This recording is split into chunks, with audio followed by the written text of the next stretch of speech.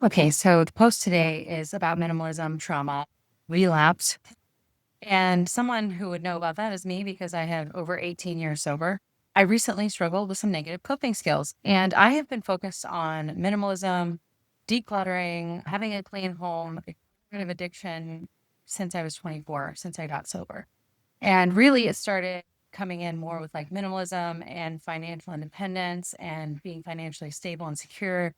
I really started concentrating that around 28, 29. In graduate school, I had accumulated quite a bit of student loan debt, and I was realizing, okay, I better start thinking about my future. I was in school for social work and accumulating a large amount of debt. And as part of my amends to my parents, I had wasted a bunch of their money when I was 19, the first go around at college, and it didn't go so well. I ended up going to treatment rehab when I was 23, and I got sober at 24. I had to do some experimenting. Well, I'm a Trumpus fan. So I got sober when I was 24 years old and I had an intervention. I wasn't necessarily somebody who wanted to get sober, but I did get sober. So I always say I'm living proof you don't have to want to get sober to get sober. A lot of people won't approve of me talking about this message on YouTube or any other social media platform because of the anonymity factor on 12-step meetings. But I actually believe that being an example of recovery and putting herself out there to an extent because I'm not a representative of 12-step programs. I'm just a member of one of them. And I just say I don't represent the meetings and groups as a whole and just my individual experience. Everyone's experience is different. If you're interested, you can message me or check out aa.org. It's a great place to start. There's plenty of other fellowships. Something I was listening to today was a message on gambling addicts and gambling addiction through 12-step recovery because I have been super financially insecure for the last couple of years and have had guilt, shame, and isolation, which is natural for people with addiction.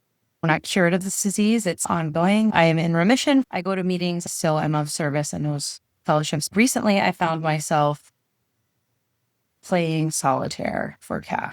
I probably lost $200. That's enough for me. I don't want to go back there. I have a lot of guilt and shame. I did talk to my sponsor. We have a plan. I got one of those blocking apps on my phone. I do not mess around. I know about addiction. I can tell when I have made promises to myself that I have discarded quickly for the hope of that dopamine rush. A lot of it stems from pain, from relief, not satisfaction. And I'm just simply trying to soothe or alleviate things that I have not been paying attention to. Now, someone might say, what does this have to do with minimalism? If you know, you know. A lot of us are here because we're not all there. For me, getting into minimalism, financial security, retiring early, getting rid of addiction stems from my childhood. I grew up with mental health issue and addiction in my household. I created this level of cortisol and chaos that was constant. I just took off my press-on nails yesterday and I bite my nails. I flipped on my cuticles and painted them with recovery stuff. And it's just like, whew, it's tough. I mean, I can feel it in my chest, not biting my nails. This has been I'm 42. This has been something my mom always joked that since I had teeth and fingernails, they were gone. Minimalism for me, and I know a lot of people have different reasons, but it stems from a place of wanting to have peace and control in my environment because I grew up without it. If you relapse on your minimalism financial journey or staying clean and tidy and neat, that's okay. It's just part of the journey. In my experience, it's 2 steps forward, 1 step back. Right now, with the refinance of my house in Florida, which we're supposed to close on Thursday, it's Tuesday. I can't even begin to break down for you like how huge to me. I have been financially dependent on a parent, the school system, or my ex-husband. I mean, we were 50-50, but I've never been on my own financially, and I'm literally on Thursday stepping into it. And so this little solitaire blip on the radar is not in alignment with my future self. I have literally been nickel and diming the coupons at the grocery store, but yet contributing $20 a day to a gambling, because that's what it is. And they engineer it to hijack your brain. There's nothing wrong with you. If you've experienced that, it's meant to be very appealing. For someone who has struggled with distraction and dopamine hits through YouTube, Reels, TikTok, I have an obsession with cars. If you have known me for any length of time, you will know that I change my car every year to 2 years. There's always a car that's either better for this or better gas mileage. The obsession of the mind when you get sober sometimes shifts to other things. And some things are healthier. I know people addicted to exercise, and I wish I could get on that train. I got very injured in my 20s and 30s with marathon running. Some people do it healthfully. I do not.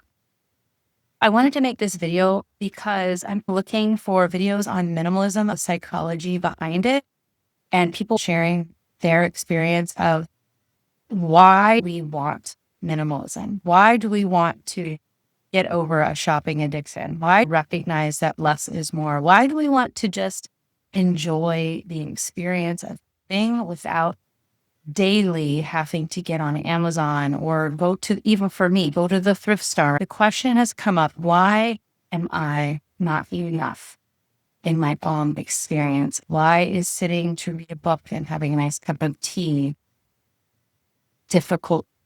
At the library, I have Unfold, Yuval Harari's book, Soul and Focus, and watched his TED Talk a million times. But I really want to get back to reading books, actual books, because I feel that my focus has been stolen a little bit. I am watching long form YouTube. I'm not anti-social media. I'm an introvert, and for someone who has a handful of friends and is a single mom, sometimes you do need that social connection, even if it's parasocial. Do I think it holds a place in my life forever? Really successful people take breaks from media? Yes. I did a 30-day media detox, and I was the most productive I've been in my adult life. I'm here growing with you. I think some of the solitaire stuff is that I have started getting into like minimalism again and no-buy and watching all this stuff on minimalism and financial security because I'm trying to prepare for this refinancing, getting this large sum of money to plan my future. Was missing shopping. I normally buy a lot of clothes. I like to look fresh and new. There's a real rush I get from it, and stopping doing that and stopping scrolling on TikTok a lot and becoming more of a creator these days. I'm in transition and there's pain and fear there. I have been replacing it there. Cheap dopamine hits. Not cheap. I wish it were cheaper. Anyway, I wanted to make this video because there's something behind minimalism that doesn't always get talked about. There's lots of tips and tricks out there on minimalism and how to declutter, and plenty of videos on organizing and wiping things down. But I think what's behind why we stop or go back, or the internal struggle to become that better version of yourself and become our highest selves. And I feel like I am going to lose people if I keep rambling on. Hopefully I will edit all the owns out of this. If you want to learn more, please like and subscribe. I love minimalism. It's very helpful. Thank you. Bye.